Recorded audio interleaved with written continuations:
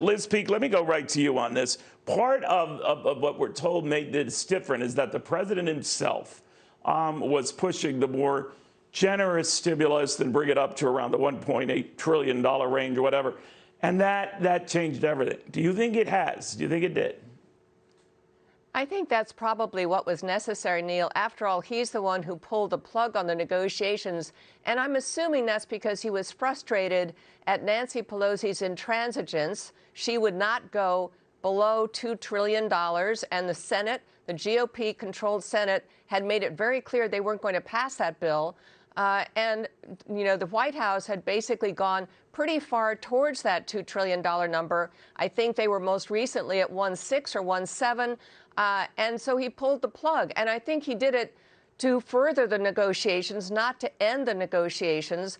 As we all know, there's a lot of stuff in this bill that has absolutely nothing to do with COVID or recovery. I think the White House would like to see a cleaner bill. And by the way, I love the idea that he challenged Nancy Pelosi just to get checks in the mail, those $1,200 checks. Because even though the economy is roaring back, Neil, and it is, and there's signs like very good consumer sentiment numbers that suggest it's going to continue to go forward pretty well, there are 12 million Americans out of work. And that should be the number one issue before Congress and also the White House, how to help those 12 million people. So you're giving the president the benefit of the doubt. This was a negotiating ploy. When he walked away from it, he knew they would come back. And it wasn't Republicans going back to him and saying, "Are you nuts, Mr. President? We need this much more than the Democrats do." What do you think? I think both sides need it, Neil. It hasn't been talked about much, but when the moderate Blue Dog Democrats sent Nancy Pelosi a letter 2 weeks ago that basically 31 new Democrats elected to Congress were in Trump districts, those guys are screaming for help.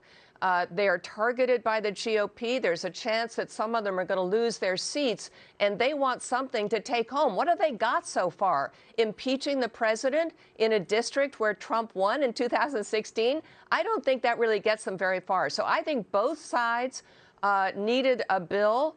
Nancy Pelosi felt she had the upper hand. But let's face it also, these checks aren't really going to get in the mail, I don't think, and get to people before the election. So it's really more a question of who looks better, if you will, and not the impact on the economy. You know, I think you're right. That's very profound. Who looks better in this? That might be all they can hang their hats on for the time being. Liz Peek, always great seeing you, my friend.